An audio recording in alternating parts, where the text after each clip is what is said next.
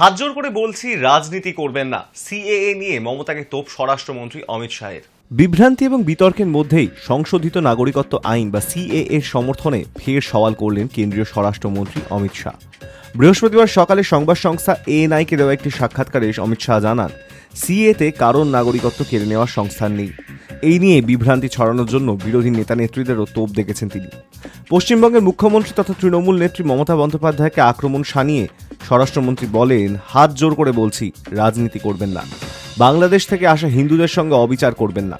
পশ্চিমবঙ্গের মুখ্যমন্ত্রী শরণার্থী এবং অনুপ্রবেশকারীর মধ্যে পার্থক্য বোঝেন না বলেও কটাক্ষ করেছেন অমিত শাহ। দেশে সিএএ চালু হলে বিজেপি ভোটের আগেই হিন্দু এবং মুসলমানের মধ্যে বিভাজন তৈরির চেষ্টা চলছে বলে অভিযোগ করেছিলেন মমতা বন্দ্যোপাধ্যায়। এই সংক্রান্ত প্রশ্নের উত্তরে পাল্টা মমতার বিরুদ্ধে বিভাজন তৈরির চেষ্টার অভিযোগ এনেছেন শাহ। তাঁর দাবি, রাজ্যে বিজেপি ক্ষমতায় আসবে এবং অনুপ্রবেশ বন্ধ হবে।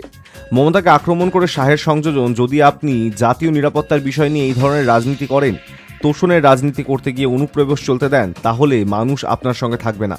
মমতা বন্দ্যোপাধ্যায় জানেন না কাকে শরণার্থী আর কাকে অনুপ্রবেশকারী বলে। पेंशन कैंप की बात मगर वो दिन दूर नहीं है, जी वो दिन दूर नहीं है कि वहां पर भी भारतीय जनता पार्टी की सरकार आएगी और हम इसको कड़ाई से रोकेंगे। आसाम इसीलिए के तो आपको चाणक्य चाणक्य कहते हैं पॉलिटिक्स। नहीं नहीं, मैं मानता हूं कि अगर इसी प्रकार की पॉलिटिक्स आप करेंगे, इतने महत्वपूर्ण राष्ट्रीय सुरक्षा के मुद्दे के साथ अपीसमेंट की पॉलिटिक्स कर घुसपैठ होने देंगे, जो शरणार्थी आए हैं उनको नागरिकता देने का विरोध करेंगे, तो जनता आपके साथ नहीं रहेगी। ममता जी को शरणार्थी और घुसपैठिए दो शब्द के बीच का अंतर ही मालूम नहीं है। मालूम नहीं है या जान के नहीं कर रही? अब मैं तो जो बोलती है वो सच मानता हूं, इसलिए कह रहा हूं मालूम नहीं है। অন্যদিকে সিএএ এর বিরুদ্ধে ধারাবাহিকভাবে আক্রমণ চালানো অব্যাহত রেখেছেন মুখ্যমন্ত্রী মমতাও। মঙ্গলবার উত্তর চব্বিশ পরগনার হাবড়ার প্রশাসনিক সভা থেকে তিনি সিএএ এর বিরুদ্ধে সরব হয়ে বলেছিলেন, এটা বাংলাকে আবার ভাগ করার খেলা, মুসলিম নমশূদ্র বাঙালিদের তাড়ানোর খেলা এটা। আমরা এটা করতে দিচ্ছি না, দেবও না। আমরা সবাই নাগরিক। সিএএ করলে যারা নাগরিক তারা অনুপ্রবেশকারী হয়ে যাবে। বুধবার শিলিগুড়িতেও মমতা বন্দ্যোপাধ্যায়ের আক্রমণের সেই সুর বজায় থেকেছে। বৃহস্পতিবার শাহ বিরোধী দলগুলির বিরুদ্ধে মিথ্যা রাজনীতি করার অভিযোগ আনেন। লোকসভা ভোটের আগে কেন সিএএ জারি করা হলো, এই সংক্রান্ত প্রশ্নের উত্তরে স্বরাষ্ট্রমন্ত্রী বলেন, রাহুল গান্ধী, মমতা কিংবা কেজরিওয়াল সব বিরোধী দল মিথ্যার রাজনীতির সঙ্গে যুক্ত। ভোটের আগে সিএএ নিয়ে বিরোধীদের তোলা প্রশ্ন এভাবেই খারিজ করে দেন অমিত শাহ। একই সঙ্গে অমিত শাহ জানিয়ে দেন, সিএএ প্রত্যাহার করার কোনো সম্ভাবনা নেই। বিরোধী দলগুলির উদ্দেশ্যে অমিত শাহের প্রশ্ন, কোনো দল কি দেখাতে পারবে যে সিএএ কোথাও নাগরিকত্ব যাওয়ার কথা বলা হয়েছে? সিএএ এর সঙ্গে জাতীয় নাগরিকপঞ্জি বা এনআরসির কোনো সম্পর্ক নেই বলেও জানান তিনি। তিনি বলেন, আমাদের দেশে ভারতীয় নাগরিকত্ব সুরক্ষিত রাখা আমাদের সার্বভৌম অধিকার, আমরা তার সঙ্গে আপোষ করব না। সিএএ কখনো প্রত্যাহার করা হবে না। সিএএ নিয়ে দেশ জুড়ে কেন্দ্র সচেতনতামূলক প্রচার চালাবে বলেও তিনি জানান।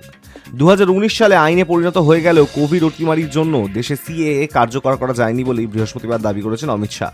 তিনি জানান, 2019 সালে লোকসভা ভোটের আগে বিজেপির ইস্তাহারে পাকিস্তান, বাংলাদেশ এবং আফগানিস্তানের শরণার্থীদের নাগরিকত্ব দেওয়ার কথা বলা হয়েছিল। এই সূত্রেই শাহের বক্তব্য, প্রধানমন্ত্রী নরেন্দ্র মোদী কথা দিয়ে তা রাখেন। নাগরিকত্বের জন্য আবেদন জানানোর কোনো সময়সীমা বেঁধে দেওয়া হয়নি বলে আশ্বস্ত করেছেন অমিত শাহ। জানিয়েছেন, আসল নথি নিয়ে যেতে হবে ইন্টারভিউয়ের জন্য, ধীরে সুস্থে আবেদন করলেও চলবে। শাহের কথায়, আপনার সময় মতো ভারত সরকার ইন্টারভিউয়ের জন্য ডাকবে। যাদের নথি নেই তাদের বিষয়টি পরে বিবেচনা করা হবে বলে জানিয়েছেন তিনি। सीए के लिए अभी लाने की क्या जरूरत थी? सारे जो विपक्ष के नेता हैं सब कह रहे हैं कि ये ठीक चुनाव के पहले नोटिफिकेशन लेके आए हैं। पहली बात तो सीए की जरूरत क्या थी और इसकी नोटिफिकेशन चुनाव के 2 या 3 महीने पहले देखिए, मैं पहले टाइमिंग की बात करता हूं। जी सारे विपक्षी दल, ओवैसी हो, राहुल गांधी जी हो, या अरविंद केजरीवाल हो, या ममता जी हो, ये झूठ की राजनीति कर रहे हैं।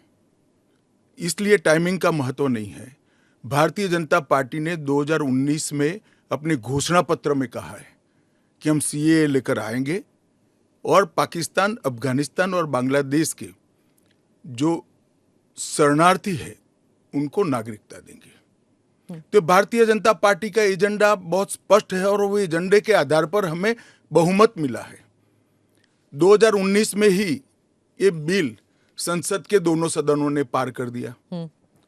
उसके बाद कोविड के कारण थोड़ा लेट हुआ। अब टाइमिंग का क्या महत्व है? सरकार ने अपनी विल चुने जाने से पहले अभिव्यक्त कर दी है। चुनने के बाद फर्स्ट प्रायोरिटी में पहले ही साल में दोनों सदनों से इस कानून को मान्यता मिल गई है। रूल्स फॉर्मेलिटी है। अब टाइमिंग का या पॉलिटिकल गेन या लॉस का सवाल नहीं है। अब विपक्ष तुष्टीकरण की राजनीति कर कर, एपीसमेंट की पॉलिटिक्स कर कर वोट बैंक को कंसोलिडेट करना चाहता है। मैं उनको विनती करना चाहता हूं कि आप एक्सपोज हो चुके हो, ये मत करिए। पूरे देश की जनता जानती है कि सीएए इस देश का कानून है और ये 4 साल में मैं कम से कम 41 बार बोला हूं कि ये होगा, चुनाव के पहले होगा। अब क्या मतलब है टाइमिंग का सवाल करने का?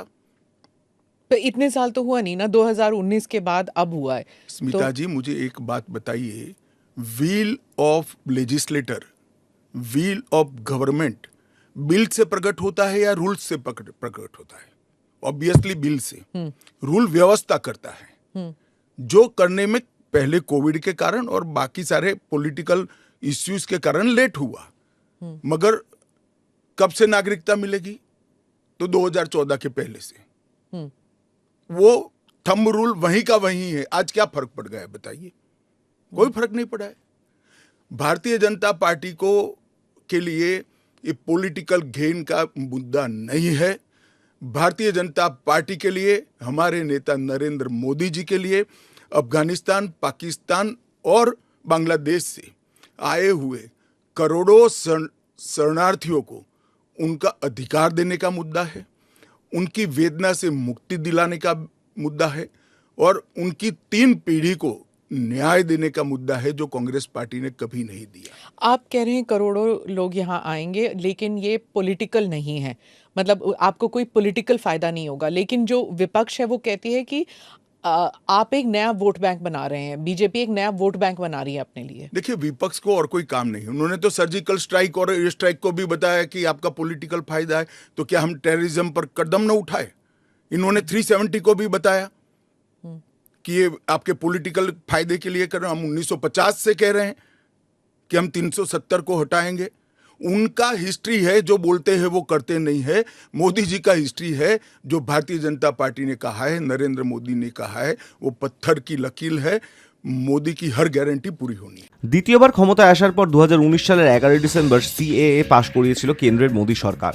ওই আইন অনুযায়ী বাংলাদেশ, পাকিস্তান ও আফগানিস্তানের মতন মুসলিম ধর্মাবলী দেশ থেকে যদি সে দেশে ধর্মীয় সংখ্যালঘুরা ধর্মীয় উৎপীড়নের কারণে এদেশে আশ্রয় চান, তাহলে তা দেবে ভারত। কিন্তু সিএএতে হিন্দু, শিখ, জৈন, বৌদ্ধ, পার্সি এবং খ্রিস্টান শরণার্থীদের নাগরিকত্ব দেওয়ার কথা বলা হলেও সেখানে মুসলিম সম্প্রদায়ভুক্তদের কথা উল্লেখ করা হয়নি। প্রায় 4.5 বছর আগে সংসদের উভয় কক্ষে পাশ হয়ে যাওয়ার পর দেশের তৎকালীন রাষ্ট্রপতি রামনাথ কোবিন্দ অনুমতি দিয়েছিলেন দেশ সিএএ বিলে। কিন্তু প্রায় 4.5 বছর ধরে সিএএ কার্যকর করা নিয়ে কোনো বিজ্ঞপ্তি জারি করা হয়নি। গত রবিবার কেন্দ্রের তরফে বিবৃতি দিয়ে সারা দেশে সিএএ কার্যকর করার কথা জানানো হয়েছে। Hi News network.